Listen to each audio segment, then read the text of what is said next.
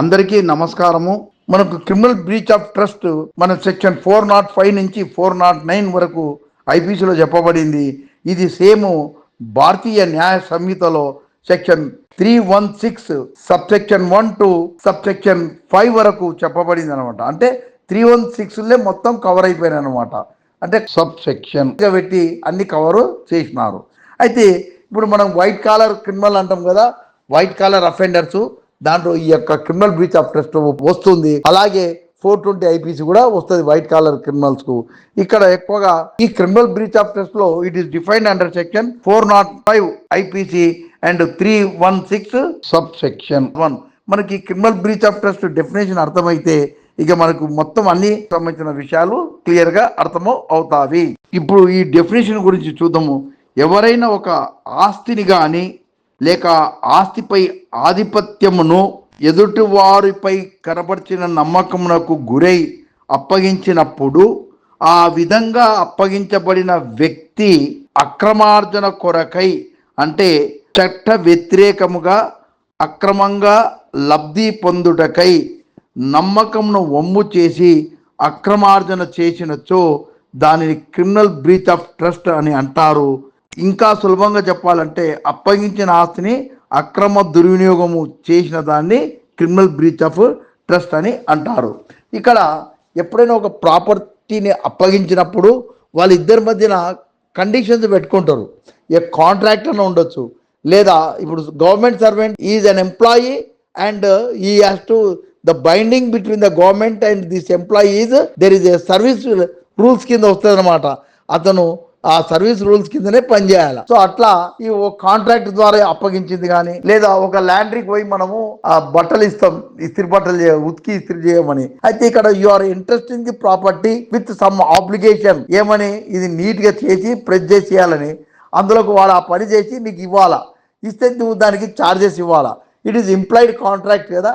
అయితే ఇప్పుడు వాడు ఏం చేస్తాడు, తీసుకున్న తర్వాత ఓనర్ మళ్ళీ ఎప్పుడు వస్తాడని వాడు అవి వేరేలోకి అమ్మేస్తాడు. Nothing but it is a criminal breach of trust committed by a person in regard to a property which was handed over to him with some obligation and violating the conditions of the obligation and he misuses it to make a wrongful gain. ఎందుకంటే వేరేలోకి అమ్మితే డబ్బులు వస్తాయి, లేదా వేరేలోకి కిరాయికి ఇచ్చిన డబ్బులు వస్తాయి కనుక it is a criminal breach of trust అనమాట. క్రిమినల్ బ్రీచ్ ఆఫ్ ట్రస్ట్ లో ఇంకొక విషయం ఏంటంటే అబ్బెట్టారు కూడా దీంట్లోనే వస్తారనమాట. whoever abets such acts is also covered in the definition of 405, that is 316 subsection 1. అయితే మనకు దీనికి శిక్ష ఎక్కడ ఉందంటే 406 లో ఉంది. 406 అంటే మనకు 316 సబ్సెక్షన్ 2లో చెప్పబడింది అనమాట.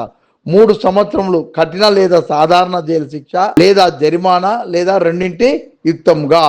ఇప్పుడు ఈ క్రిమినల్ బ్రీచ్ ఆఫ్ ట్రస్ట్ మనకు అర్థమైంది, ఇంట్రెస్టెడ్ ప్రాపర్టీ. సో అట్లా దానిలో మనము క్రిమినల్ బ్రీచ్ ఆఫ్ ట్రస్ట్ అంటాం.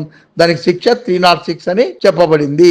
ఇప్పుడు చెప్పినటువంటి క్రిమినల్ బ్రీచ్ ఆఫ్ ట్రస్ట్ కు ఒకవేళ ఒక గిడ్డంగుదారుడు గాని లేదా ఒక వాహనదారుడు గాని అతనికి ట్రాన్స్పోర్ట్ కోసం ఎంటర్ చేసిన ప్రాపర్టీని గాని గిడ్డంగిదారునికి ఎవరైతే పాలన చేస్తున్నారో ఆ వ్యక్తికి అప్పగించి కొన్ని రోజులు భద్రంగా పెట్టుకోవాలని చెప్పి ఇచ్చినప్పుడు అతను ఆ యొక్క ప్రాపర్టీని వాహనదారుడు గాని లేదా గిడ్డంగిదారుడు గాని వేర్ హౌస్ కీపర్ అన్నమాట, వాఫ్ ఫింగర్ అని అంటారు, దీన్ని తన సొంతానికి వాడుకొని ఉంటే then he has committed a criminal breach of trust being a carrier or wharfinger or warehouse keeper. దీనికి శిక్ష 7 సంవత్సరముల కఠిన లేదా సాధారణ జైలు శిక్ష మరియు జరిమానా. దీనికి మనకు సెక్షన్ 316 సబ్ సెక్షన్ 3లో చెప్పబడింది. తర్వాత మనం ఇంకొక సెక్షన్ చూద్దాం, 408 criminal breach of trust committed by clerk or servant. ఇక్కడ దీనికి మనకు 408 ఐపీసీలో ఉంది. ఇక్కడ 316 సబ్ సెక్షన్ 4లో చెప్పబడింది.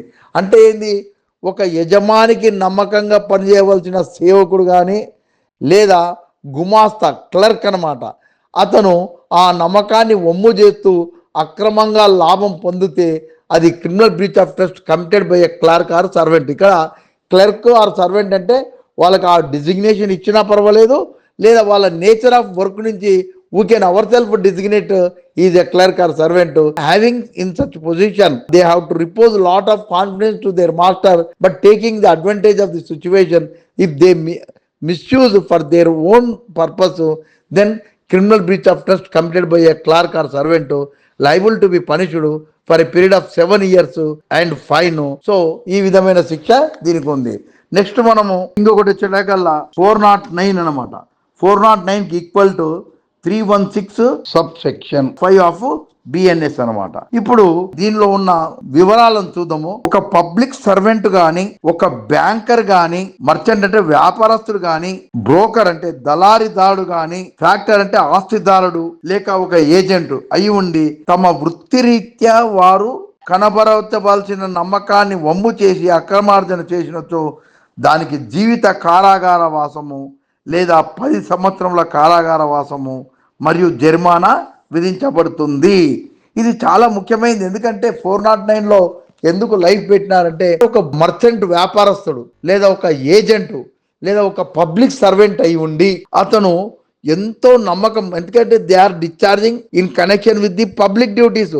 మర్చెంట్ వ్యాపారము అతనికి అప్పచెప్పిన వ్యక్తే కాకుండా ఆ పబ్లిక్ తో వ్యవహరిస్తాడు. అలాగే బ్రోకర్ ఇద్దరి మధ్యలో కుదిరిస్తాడు. తర్వాత ఇలాంటి వ్యక్తులు ఒక పబ్లిక్ సర్వెంట్ ఏంది పబ్లిక్ తో చేస్తాడు.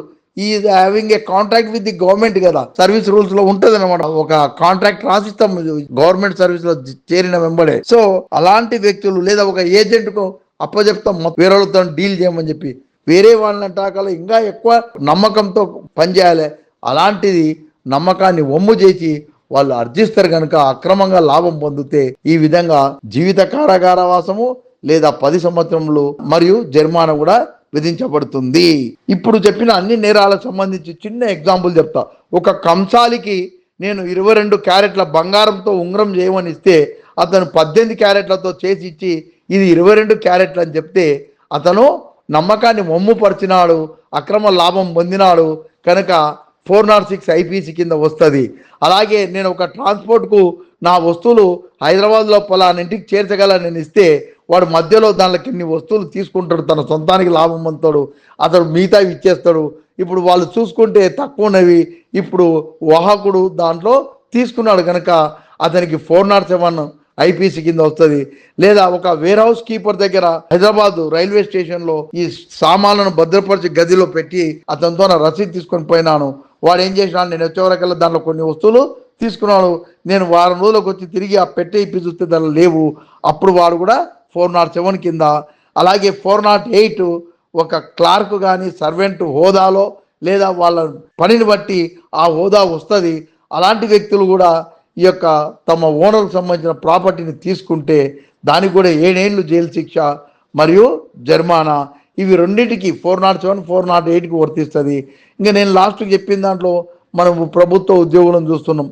ఒక పోలీస్ స్టేషన్లో ఉంది, ఒక అధికారి ఒక బంగారాన్ని రికవర్ చేస్తాడు. రికవర్ చేసినప్పుడు it is his duty, it should be deposited and throw the court, it should be handed over to the original owner. ఈయన రికవర్ చేసినప్పుడు ఏం చేస్తారంటే దాంట్లో బంగారులో ఒరిజినల్ బంగారు పక్కకెట్టి డూప్లికేట్ బంగారు చేపించి పోలీసులు పెట్టుకుని అతన్ని కోర్టులో డిపాజిట్ చేపించి తర్వాత కోర్టు వారు ఆర్డర్ ఇస్తే రిటర్న్ ఆఫ్ ప్రాపర్టీ ఇస్తే అతనికి ఇస్తే వాడు చూస్తుంది డూప్లికేట్ గోల్డ్ ఉంటుంది. అప్పుడు దీనికి కారకుడు ఎవడు? Being a public servant he has to work faithfully, అంటే సర్వీస్ రూల్స్ వర్తిస్తే వాడు దాన్ని వైలేట్ చేసినందుకు అతనికి కూడా 409 వర్తిస్తుంది. అలాగే ఒక ఏజెంటు, మర్చెంటు, బ్రోకరు, ఫ్యాక్టరు అంటే ఒక ఆస్తి అధిపతి ఇచ్చినప్పుడు ఈ విధంగా చేసినప్పుడు చేస్తే ఈ విధమైన శిక్షలు ఉన్నవి.